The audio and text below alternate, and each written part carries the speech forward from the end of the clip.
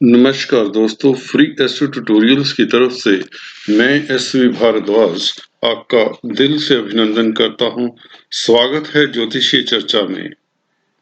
आज हम डिस्कस करने जा रहे हैं अरविंद केजरीवाल आप नेता के राजनीतिक सफर के बारे में। जी हां दोस्तों, दिल्ली के चीफ मिनिस्टर अरविंद केजरीवाल की कुंडली का विश्लेषण करेंगे और आपको कुछ खास तथ्यों से अवगत कराएंगे। जो स्टूडेंट्स हैं या बडिंग एस्ट्रोलॉजर्स हैं, वह इस वीडियो से वह सूत्र कुंडली के फलित करने के तरीके को जान पाएंगे। सूत्रों के हवाले से मैं आपको बताऊंगा कि अगर किसी के होरोस्कोप को एनालाइज करना है, प्रेडिक्शंस करनी है, तो किस तरह से किया जाना चाहिए। चलिए शुरुआत करते हैं बिना आपका ज्यादा समय लेते हुए।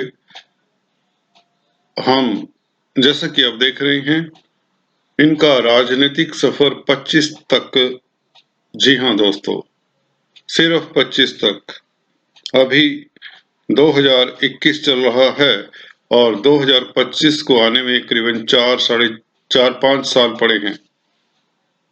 तो इसके पश्चात क्या होगा, क्या यह सच है?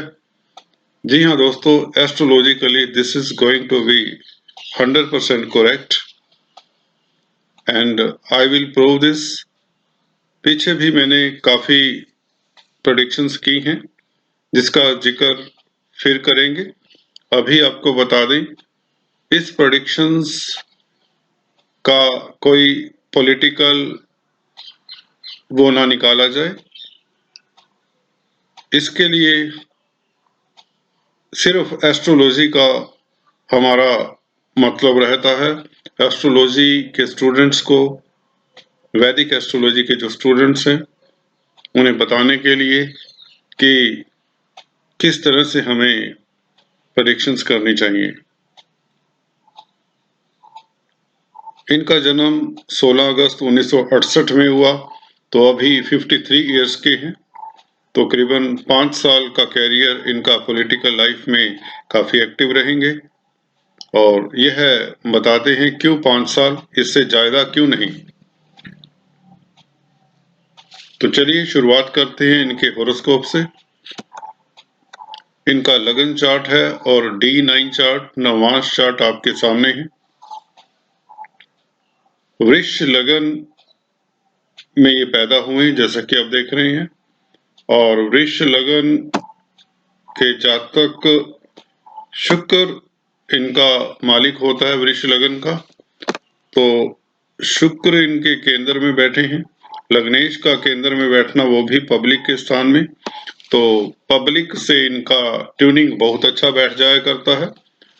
दोस्तों, जिन लोगों की कुंडली में 4th हाउस में लग्नाधिपति होता है, तो उन्हें पब्लिक डीलिंग का काम ही करना चाहिए, कैरियर वही चुनना चाहिए। एक सूत्र ये याद रख लीजिए। इसमें सक्सेस मिलना उनका 99% तय रहता है। अगर कोई डॉक्टर है, कोई पॉलिटिकल लीडर है, कोई मोटिवेशनल स्पीकर है, कोई टीचर है, किसी तरह का भी काम, कोई चार्टर्ड अकाउंटेंट है, जिनका सीधे सीधे प्रोफेशनल्स कोई भी हों, जिनका लोगों से तारतम्य रहता है, मीडिया के क्षेत्र में हो, एंटरटेनमेंट के क्षेत्र में हो, तो इन लोगों का जर्नलिज्म के क्षेत्र में हो, टीवी में हो, बॉलीवुड हॉलीवुड में हो, तो पब्लिक से जिनका सीधा सामना होता है, तो वह लोग इस क्षेत्र में कामयाब हो जाते हैं अगर लगन उनका 4th हाउस में हो, जैसा कि केजरीवाल जी के लग्नेश 4th हाउस में है। तो ये तो इनका पब्लिक लाइफ होने का एक सूत्र बताया। अभी इनकी दोस्तों बात करते हैं, दशा कौन सी चल रही है, कौन से स्ट्रॉन्ग प्लेनेट है, कौन से कमजोर प्लेनेट है। इनकी महादशा दोस्तों बृहस्पति की चल रही है, जुपिटर भी केंद्र में बैठे हैं और जुपिटर इनके लाभ स्थान के मालिक हैं। इनके राजयोगों की भी बात कर ले पहले, जिसमें लोगों को अक्सर इंटरेस्ट होता है, अपनी कुंडली से रिलेट कर सकते हैं। 11th लॉर्ड लग्नेश के साथ, और बुध दोस्तों देखिए इनकी मिथुन राशि बुध की द्वितीय स्थान में है, और कन्या राशि इनकी पंचम स्थान में है। तो बुध इनके लिए योग कारक की भूमिका निभाते हैं, हालांकि अस्त हैं, पर फिर भी क्योंकि केंद्र में है, लग्नेश के साथ है, लाभेश के साथ है। लग्नाधिपति शुक्र, धनेश बुध, लाभेश बृहस्पति। पर बृहस्पति आपको बता दे अष्टमेश भी हैं, तो यही बृहस्पति कह लीजिए अल्टीमेटली डाउनफॉल का कारण बन जाता है, पब्लिक लाइफ का डाउनफॉल का कारण बन जाता है, यूं कहें, या सुख में कमी का कारण भी बन जाता है। पर क्योंकि 3 बड़े प्लेनेट सुख स्थान में हैं, वो भी शुभ प्लेनेट, तो सुख में कमी नहीं होती, व्यक्ति का मानसिक सुख मेंटेन रहता है, व्यक्ति सुखी रहता है। परंतु अष्टमेश ने अपनी भूमिका निभा देनी होती है, तो अभी इनको 11वें घर का बृहस्पति फल दे रहे हैं, 4th हाउस में बैठे हैं, तो मासिस से इनका बृहस्पति, यहाँ पर इतने बड़े प्लेनेट होते हैं, शुभ प्लेनेट है, बैठना 4th हाउस में, इनका पब्लिक से जो तारतम्य है बृहस्पति भी बढ़ाने में, शोहरत दिलाने में सक्षम है। तो यह लक्ष्मी योग बना हुआ है, शुक्र का, बुध का और बृहस्पति का कॉम्बिनेशन, लग्नेश, धनेश और लाभेश 4th हाउस में। तो पब्लिक से, पब्लिक के स्थान से, सुख के स्थान से इनके पास लक्ष्मी योग है, लक्ष्मी है इनके पास। और 4th हाउस में जो कि प्रॉपर्टीज का घर होता है, वाहनों का घर होता है, तो किसी तरह की इनके पास कमी नहीं है। और 4th हाउस में बैठे हुए तीनों प्लैनेट्स का एस्पेक्ट भी दोस्तों 10वें घर पे है, तो 10वां घर भी बली हो जाता है, क्योंकि तीनों शुभ प्लैनेट है, नैसर्गिक शुभ प्लैनेट है। तो ये सूत्र आपको याद रखने चाहिए। शुभ प्लैनेट जहां भी अगर किसी की कुंडली में 2-3 बैठे हों, केंद्र में बैठे हों खासकर, तो वह कुंडली स्ट्रॉन्ग हो जाती है। यहाँ पर यह राजयोग एक बना, लक्ष्मी राजयोग, तीनों के कॉम्बिनेशन से। दूसरा राजयोग मैंने बताया पिछले कुछ वीडियोस में, यह कला निधि योग भी बनता है। जब भी बृहस्पति, शुक्र और बुध का कॉम्बिनेशन केंद्र त्रिकोण में हो, तो इसे कला निधि योग के नाम से भी जाना जाता है। कहने का अभिप्राय, व्यक्ति राजा होता है, व्यक्ति के पास ऐसे योग में पैदा होने वाला व्यक्ति काफी चिरकाल तक उसका नाम रोशन रहता है, इज्जतमान बना रहता है, सुख संपत्ति की कमी नहीं होती। तो यह कलानिधि योग भी बन जाता है। चलिए हम अपने बिंदु पर आते हैं, जो एनालिसिस की बात, जिसकी आपको जल्दी से बता दें, जिसकी आपको जिज्ञासा है कि यह 2025 तक ही इनका पॉलिटिकल कैरियर कैसे खत्म हो जाएगा, उसकी अभी चर्चा करते हैं। सबसे पहले आपको बता दें, बृहस्पति के पीरियड में इनकी तरक्की हुई, उसका आपको बता दें क्यों तरक्की हुई। पहले तो आपने देख ही लिया, यह महालक्ष्मी योग बना रहे हैं बृहस्पति, और दूसरा कलानिधि योग है जो कि इनको राजसी ठाट बाट दे रहा है। और यह बृहस्पति नवमांश में भी देखें, जैसा कि आप देख रहे हैं, नवमांश में कन्या राशि में है बृहस्पति। कन्या राशि में बृहस्पति दोस्तों त्रिकोण में बैठे हैं, और इनका डिस्पोजिटर बुध D9 में ही अपनी राशि में है। तो देखिए, एक ये सिद्धांत होता है, प्लेनेट अगर मित्र राशि में है, शत्रु राशि में है, उसका डिस्पोजिटर आपको जरूर देख लेना चाहिए। अगर वह अच्छी अवस्था में है, तो प्लेनेट जिसका जो अंडर कंसिडरेशन है उसका फल अच्छा मिलता है। यहाँ पर बृहस्पति का जो डिस्पोजिटर है बुध बहुत स्ट्रोंग है, अपनी राशि में है, तो बृहस्पति का फल बहुत अच्छा मिला इन्हें। वैसे भी लगन चार्ट में भी अच्छे हैं, तो D9 चार्ट में भी उस प्लेनेट का स्ट्रोंग होना, अच्छी पोजीशन में होना बहुत जरूरी होता है पूरे फल लेने के लिए। अदरवाइज आधा अधूरा अच्छा फल देता है। यहाँ पर बृहस्पति त्रिकोण में भी है और किसी नेगेटिव प्लैनेट से दरिष्ट नहीं है। जी हाँ दोस्तों, कोई राहु केतु की दृष्टि नहीं है, कोई शनि की दृष्टि नहीं है, कोई मंगल का संबंध नहीं है।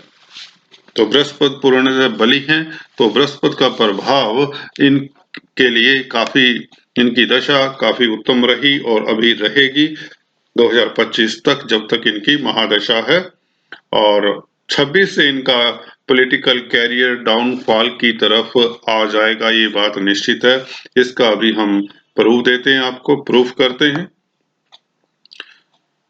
दोस्तों, इनकी शनि की महादशा शुरू हो जाएगी 2026 से, मार्च 2026 से। जैसा कि आपको दिखा दें, ये दशाओं का चार्ट है।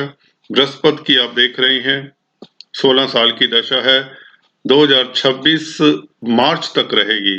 तो 25 का अंत होते होते 26 के स्टार्ट में ही इनका पहले से ही प्रभाव आना शुरू हो जाता है। उसके पश्चात 19 साल की शनि की महादशा है।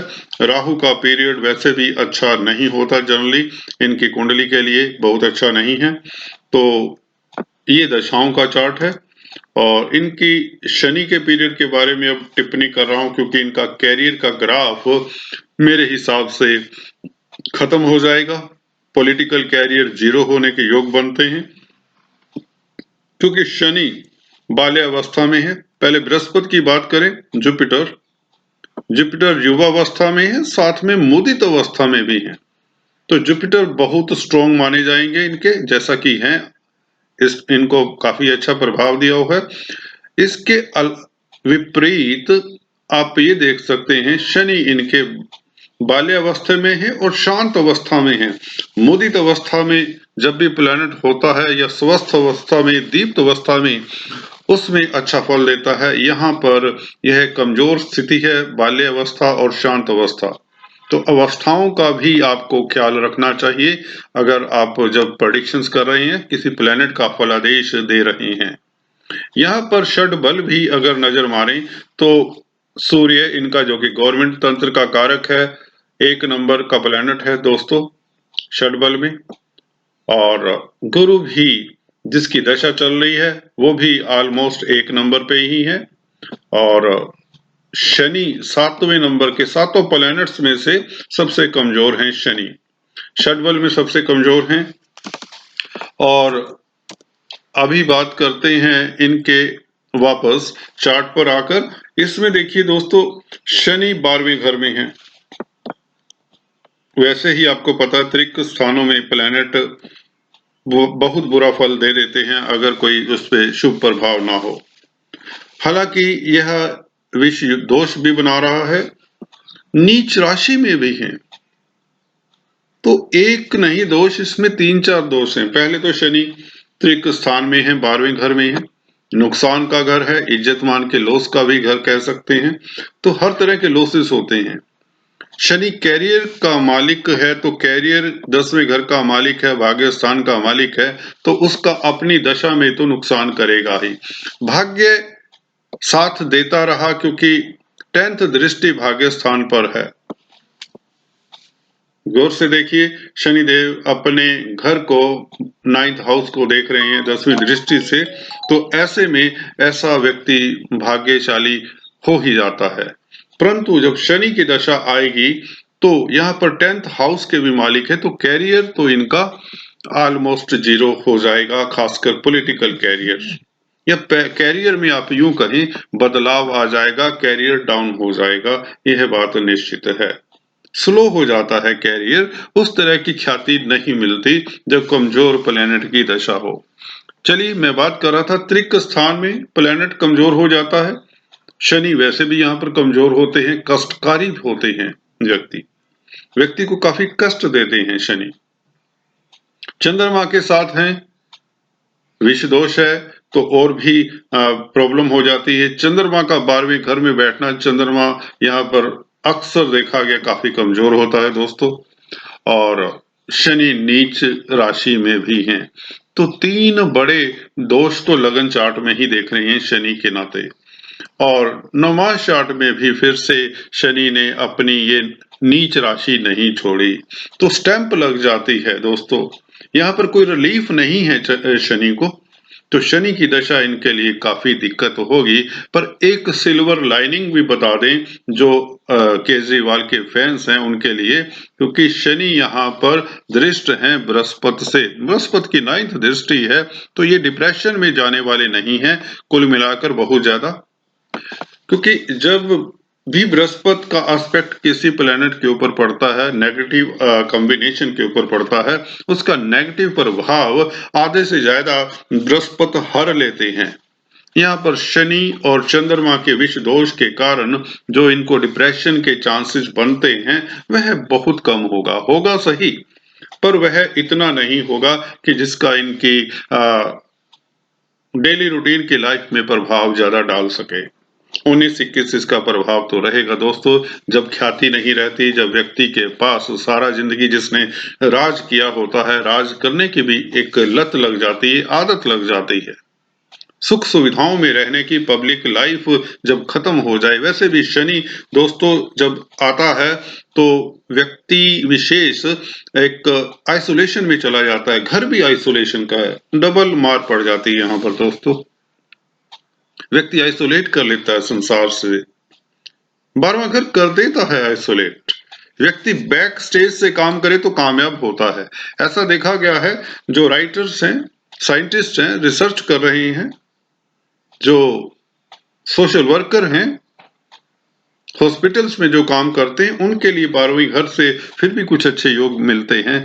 और शनि यहाँ पर कमजोर हैं, चलिए इसकी बात करें तो यहाँ पर मुझे नहीं लगता शनि इनको कहीं कोई रिलीफ देते हैं। देते रिलीफ अभी भी बृहस्पति है, क्योंकि शनि और चंद्रमा को देख रहे हैं तो विष दोष भंग कर रहे हैं। इसके पश्चात ये सोशल वर्कर बन सकते हैं दोस्तों।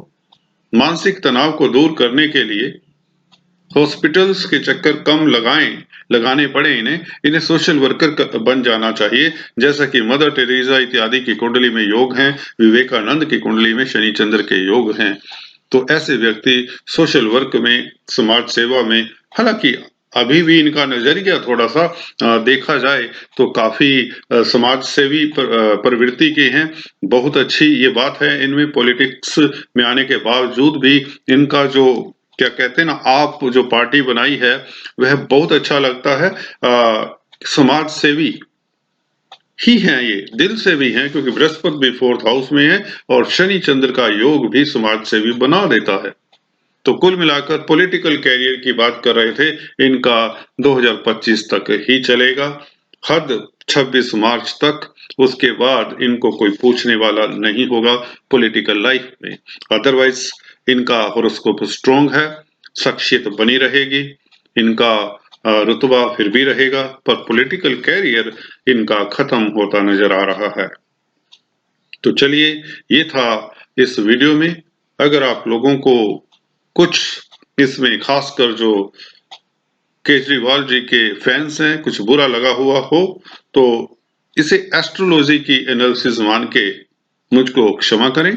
और मेरी ये ड्यूटी बन जाती है कि अनबायस्ड सा आपको वीडियो बताएं, एस्ट्रोलॉजिकल एनालिसिस करें। ऐसा मैं कोशिश करता रहूंगा ताकि हमारा वैदिक जो ज्योतिष है उसके बारे में सही सही प्रचलन हो, लोग सही सही उसके सूत्रों को जान सके और वैदिक ज्योतिष सीख कर हमारे भारतवर्ष के कल्चर का नाम रोशन करें। मेरी यही मंशा रहती है। आशा करता हूं आप लोगों को यह वीडियो पसंद आया होगा। Please do subscribe, like and share, ताकि हम आपके साथ बने रहें और इसी तरह के वीडियोस आपके लिए लाता रहूं।